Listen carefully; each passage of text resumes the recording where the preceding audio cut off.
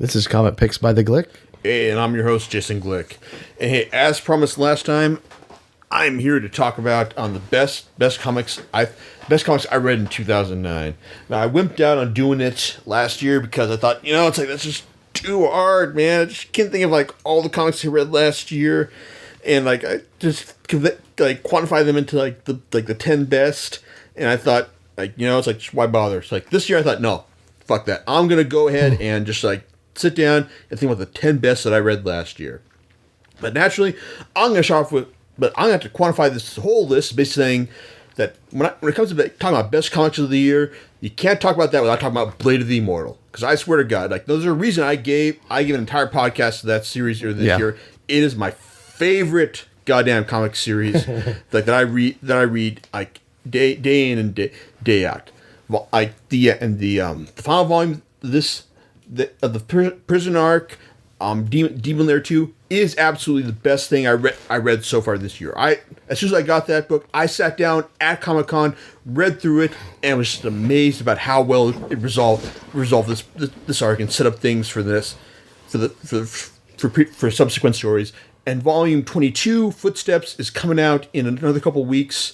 Well, if you go to comic shops, it's coming out next week. So I am like so hyped to read that, and it's like, God damn! It's like until this series starts selling in Naruto numbers, I'm going to tell you to keep buying the series. But that gets kind of boring, so I'm not going to talk about that anymore right now. So basically, this is the list. This is the comics I thought the 10 best comics of 2009 that weren't Blade of the Immortal. Awesome. Yes. Okay, and number 10 through sheer force of will is Kiminori Wakasugi's Detroit Metal City. Okay, Detroit Metal City, like on the surface, is a huge one-note joke of a manga. Yeah. It's about the story of a guy named Soichi Negishi who wants to sing sweet pop songs that'll appeal to everyone and make everyone happy in the traditional J-pop tradition. But no, he doesn't wind up in a sweet J-pop band. He winds up singing with this hardcore underground metal band called Detroit Metal City under the persona of Krauser II. And when he's on stage as Krauser, he's just on fucking fire. He is the metal god. And this series, it's like for a one-note series as that, the fact that I've read these three volumes and it hasn't worn out its welcome is an achievement in and of itself.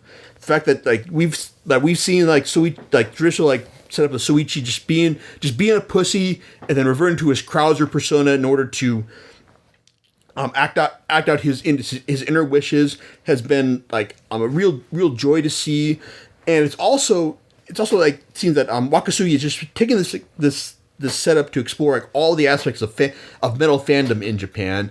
And it's great to see that in the third volume we've got him set up on his longest story arc yet, which basically has Negishi leading Detroit Metal City to this Japanese black metal convention or contest, in the shadow of Mount Fuji to just take on all these other dark metal, black metal bands in Japan, and this black Swedish metal band called Helvete, which apparently was so evil, made the DM Detroit Metal City's world version of Ozzy go to become a jazz singer instead. Yeah, so overall, it's a great series, and like I said, by all means, it should have worn out its one note joke welcome by now. But hey, I'm hyped to see where Volume 4 takes us in March. Honorable mention for this kind of thing, like a one note series that should have worn out its welcome, goes to the legendary Osamu Tezuka's Blackjack, which having a doctor who solves unsolvable cases day in and day out for each of his cases should have worn out its welcome a while ago. But overall, it's still been pretty entertaining. I'm still looking forward to Volume 9's release later this month in Vertical. Okay, now number 9 on my list goes to Yotsubato, or Yotsuba-and if you're reading the American release. Now, this series was originally released by ADV Manga and was rescued by Yen Press, as I detailed in a podcast earlier this year. And these 2 volumes that Yen Press released, with volume 8 set to come out in another couple months. Hey, that's pretty quick. Yes. By ADV standards. Yeah. Oh, yeah. And they've been just thoroughly fantastic. I mean, it's just like, it's just, while Yen's translation has been a bit more literal than ADV's, just the fact that they're just as funny and like the series has been just as inspired as the earlier ADV volumes were, has been like a really welcome surprise. I mean, like if nothing else, like it's worth reading just for the fact that like volume 7 shows Gotsuba punching a sheep. Oh, that's awesome. Yes. So like anyone who loves like great anime comedy. I mean, even though this is kind of like a moe manga, like showing like the adventures of like a younger girl. It's still absolutely fun. That I would recommend to just anyone who likes great comedy manga. Yeah. Honorable mention to other series that were rescued earlier this year goes to Del Rey's release of Parasite, which was recently concluded this year, and it's basically the story of a guy who had part of his body invaded by an alien parasite, basically his right hand, and while the parasite only took over his right hand, he basically formed a bond with it and used it to fight off the other parasites and learn some own insights into humanity as well. It's a great series, and highly recommended because like the original translation was done by Tokyopop back in their mix days, which, for lack of a better word, is completely fucking awful. But Del Rey gives it the translation deserves, and in a much more compact package, because you get like 7 Del Rey volumes as opposed to 11 Tokyopop mix volumes. Highly recommended. Okay, next up, number 8 is Freak Angels by Warren Ellis and Paul Duffield. Now, Ellis, the guy writes that's a fuckload of stuff, and I'll be talking even more about this later on, including in the next podcast, but that's a surprise for later. And Freak Angels is unique if only for the fact that Ellis has done a lot of stuff written a whole lot of stuff in his post-Transmetropolitan days, lots of miniseries, stints on like for stuff for like Fell, for Avatar, and for Marvel as well with Thunderbolts and whatnot. But Freak Angels represents his most dedicated approach to a certain series, because we're up to volume 3 with this. And basically, the premise is simple. 23 years ago, 12 strange children were born in England at the exact same moment. 6 years ago, the world ended. This is the story of what happened next. I just read from you the back of what happened from the back of volume 1. And it's basically the story of these kids as they try to rebuild the world, like starting in England in Whitechapel. And it's really interesting series, because these characters, Ellis tends to write like a lot of his characters as we say, like just being like fast, like just like standard like the cynic who's like the optimist who's operating in a cynical world, or just that kind of thing. But with Freak Angels, he's taken all the characters and he's said like delineating parts of his personality, like the person who's like into technology, the person who's into like establishing bonds with other people, person who's like into like finding new ways for people to work together, and putting them all into like individual characters by themselves, and then just finding ways for them to make the world better, and just like find out where do we go from here. These first few volumes are great. Only issue I have with this right now is that volume 3 ends on a cliffhanger, and we're still and volume 4 still hasn't been announced yet. It's great stuff, and I'm really looking forward to seeing where it goes from here, especially once volume 4 is announced, which I hope is any minute now. Yeah. Now it's like as far as honorable mentions for this kind of series goes, I'd also give it to Warren Ellis's one of the other series that was collected by Warren Ellis, which would be Gravel Volume 1, Bloody Liars. It's not, I wouldn't say it's a great series, it's not a great work, but it's basically the story of William Gravel, who is who was robbed of his position in Britain's Minor Seven. They're the lower rank of magicians, and he is in his quest to go and get what he is owed to him back from all the other six of the Minor Seven, and it's just a great action story with lots of supernatural action, and it's like you read this and you understand like it's got focus, it knows what it wants to do, and you can see why it's been licensed for a movie like at some point. But so far it's been, but like the first one, Bloody Liars, like I said, it's a great action yarn. Second volume, as I mentioned in the blog post in the previous week, it's not quite as good, but I'm hoping that Ellis and co-writer Mike Wolf will rebound with the next volume. All right, next up, number 7 is What a Wonderful World, volumes 1 and 2 by Inio Asano. And I talked about Inio Asano's previous work, Solanine, in my art manga post, and What a Wonderful World, both volumes, like just almost as good. Like if only for the fact that What a Wonderful World represents like individual stories of regular people trying to find out, trying to struggle to survive and find out what they want to do in life. Like in Japan these days, as opposed to like just singular ongoing story that Solanine was.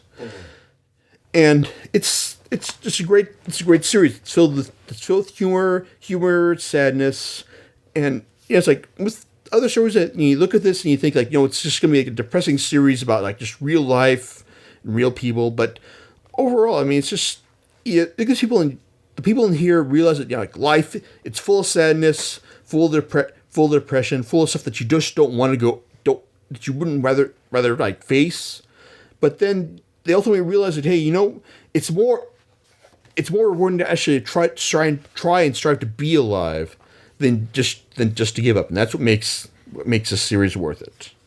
And overall, it's like I look forward to seeing more stuff from Asano from Viz, because it's like this is released on almost the 1 year anniversary that Solanine was. So I hope that Viz makes an annual release of Asano's works from here on out.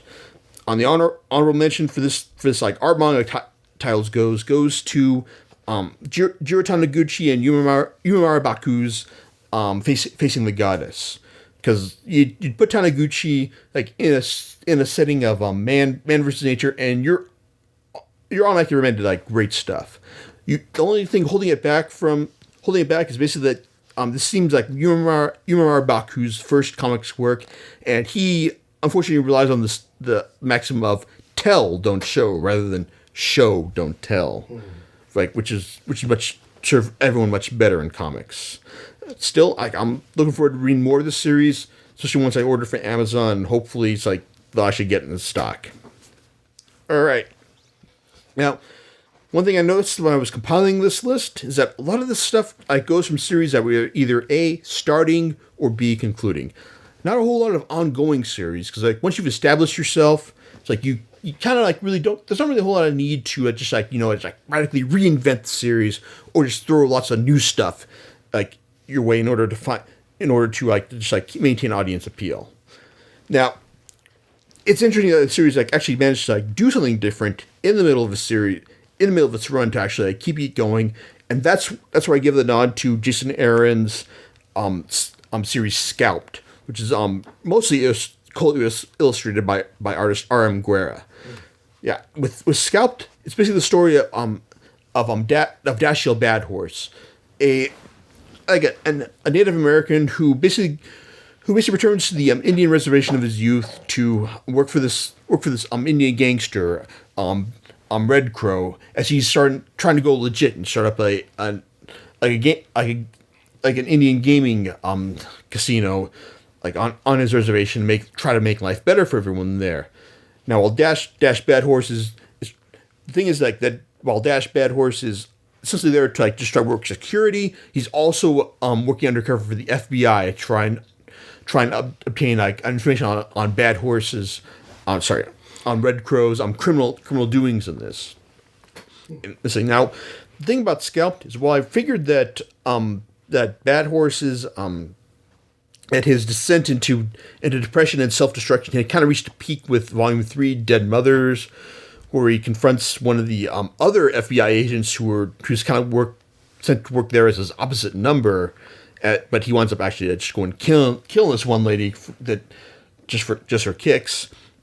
But with volumes 4 and 5, Gravel in Your Guts and High Lonesome, Dash Bad Horse hits an even bigger low, because like you figured he reached the bottom, but then Aaron hands him a shovel in the form of drug abuse, which like when I read that point in Gravel in Your Guts, where like he just talks to his girlfriend, like, hey, why don't you show me how to use drugs as well?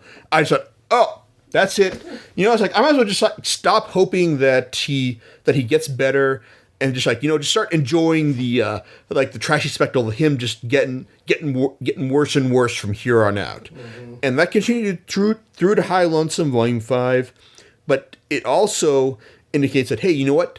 At the very end, maybe he actually has reached the bottom of the barrel this time. And as it is, like, I guess normally it's like, I think a series like this would have just like, it would be too depressing to read. Like, I'd rather just slit my wrists than just like pick up another volume. But Dash Bad Horse's descent has just been too compelling to not read. I'm highly anticipating the next volume, The Gnawing, which is set to ship in the next couple months. So again, great stuff. And as far as other series that managed to switch things up in an entertaining fashion, that honorable mention goes to Robert Kirkman's The Walking Dead.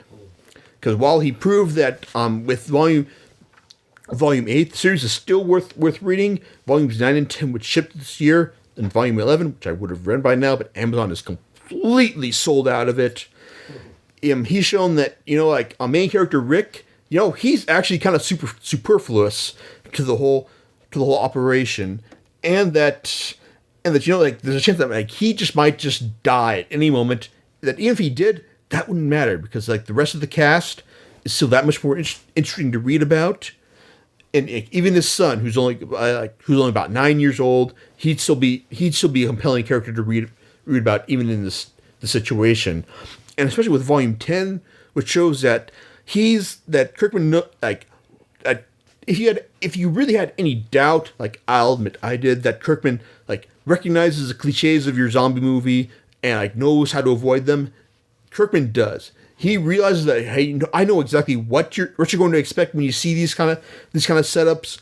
Like when this one other military character like starts butting heads with Rick at the beginning of volume 10, and then eventually like you realize that, oh, this is gonna be like a situation where like it's gonna be like Rick or the other guy. One of those guys is gonna wind up dead, but in the end, they wind up bonding. And I was like, dude, that's actually kind of cool. That's actually more interesting. Mm-hmm. It's gonna be even more surprising once one of them winds up dead eventually. Mm-hmm. It's like it's a work of a guy who understands the conventions of any genre of the genre he's working in and knows how to give it a nice twist. Yeah. So moving on, we've got what am I at right now? Okay, counting by the comics I got in my hand, we're at volume number 5, and that goes to Ed Brubaker and Sean Phillips' Incognito.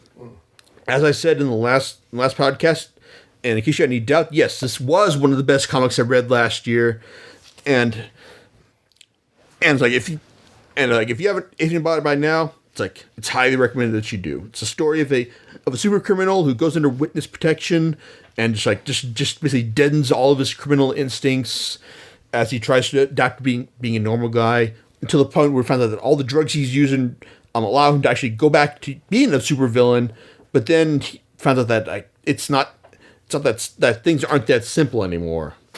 It's great, entertaining stuff, and I look forward to reading what Brubaker and Phillips go back to it, like after they're done with the latest installment of Criminal. Speaking of which, that's the honorable mention for this rank, because Brubaker and Phillips also released a volume of Criminal, Bad Night, which is a great story of a comic book artist who gets involved in a scam that basically has a guy trying to pay off puts in an FBI agent to pay off collecting payoffs from the triads, and then just things going bad and even worse from there. Great stuff, and it's highly recommended. Yeah. Let's see. Coming at number 4 is another series that I also talked about as being one of the best of the year. That is Fumi Yoshinaga's Oku, the story of the story of a Japan where in the feudal era where the balance of sexes has been moved from men to women. Yeah, and so far it's been excellent volume 2 was just as good as we get to see what the story, like a lot of the like with volume 2 we get to see a lot of the backstory of this setup, as we get to see the story of how the balance of power shifted from the men to the women in Japan, and how we required some extremely canny women advisors, as well as a former Buddhist monk who had very good human insight, that he knew how to maneuver all the changes that were going on. It just it's really interesting, and I'm definitely looking forward to seeing where this goes with volume 3 supposedly coming in March. Yeah. Let's see. I couldn't think of a good analog for this one, but I'm sure.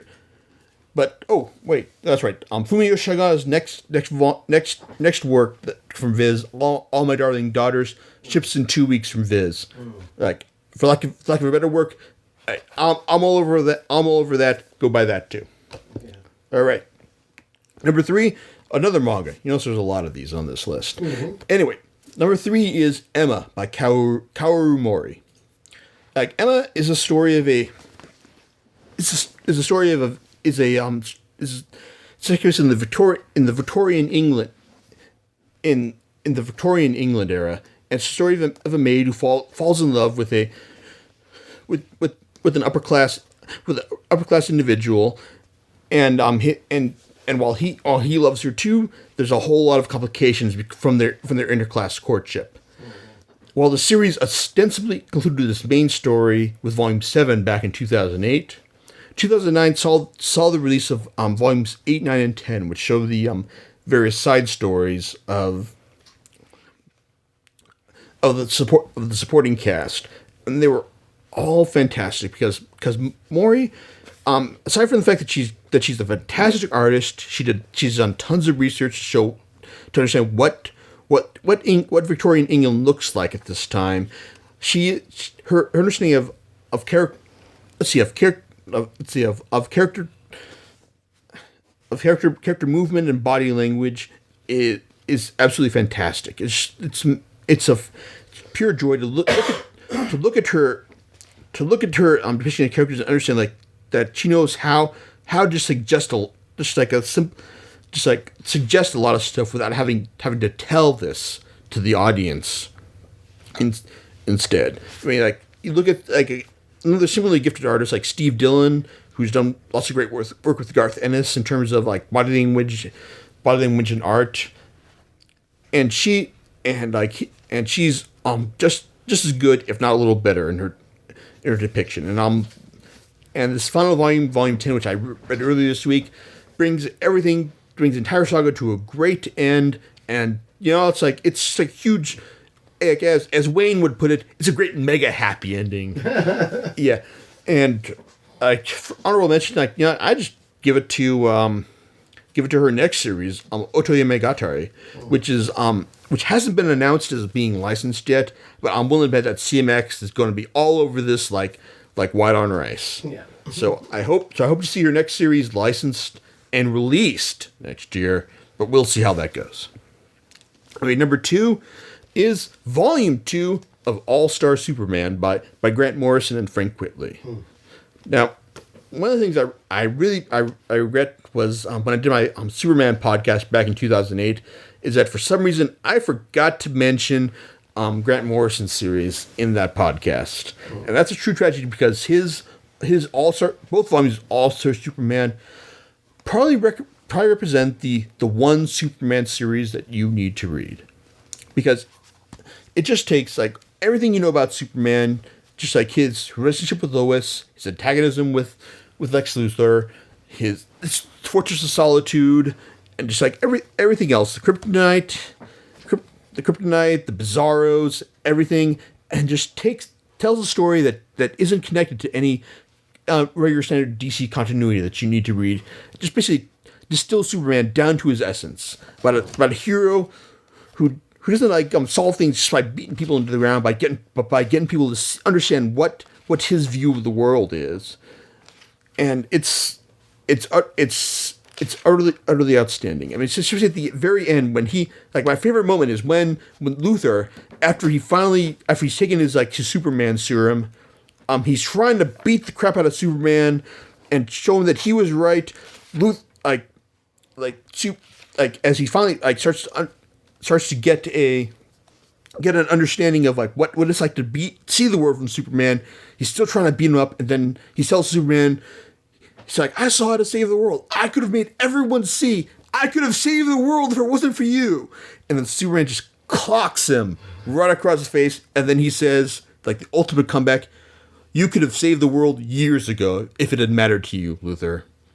Just showing that's what Superman's all about. Just getting people to understand what it's like to see things from his worldview. And some people might have issues with these pursed lips type characters, but still it's a beautiful series. And if I was going to tell anyone to pick up a volume of Superman to see what it was all about, I'd recommend this one, because after all these years, it's like to try and create a definite work about what Superman's about. That's an achievement in and of itself, and that's what all Superman does. Honorable mention goes to Grant Morrison's other DC work, which includes Final Crisis, which probably would have made the list had it been twice as long, because it just didn't have the room to do what I could see what Grant Morrison was trying to do with this series, but it just couldn't pull it off with the amount of space that he had. Also, his Batman work was great, but it's more like a good litmus test for how awesome you think Batman is. Because I think it's awesome that Batman has created a backup personality to take over when his mind comes under attack, as seen in Batman R.I.P. But it's like your mileage may vary. Still, highly recommended. Now, best comic I read last year. This is 6 volumes so far. Volume 7 comes out in February. This will be Naoki Urasawa's 20th Century Boys.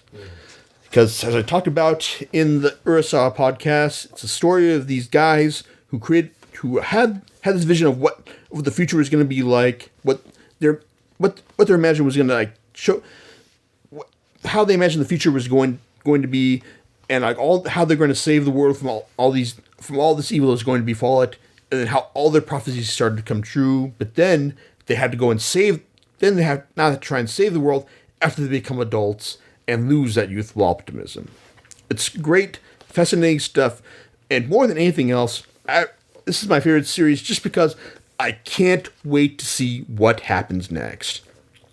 I resent the fact that this month is going to give us the next to last volume of Urasawa's Pluto, which isn't as good, but we're gonna have to wait till February to get volume 7, which I guess is into the next section of the story, and I just can't wait to see what's gonna happen next with this series. And I honestly wish we were getting this series monthly, so we wouldn't have to wait until what's it going to be? The end of 2011 to find out how this series is gonna end in America. Yeah, I could just buy the not buy, go and download the scanlations, but I want to give him my money for this. That's how much I like this series. So that's where we are from here. And honorable mentions go to just also other series that concluded spectacularly this year are Brian Azzarello's 100 Bullets series to talk about in the podcast.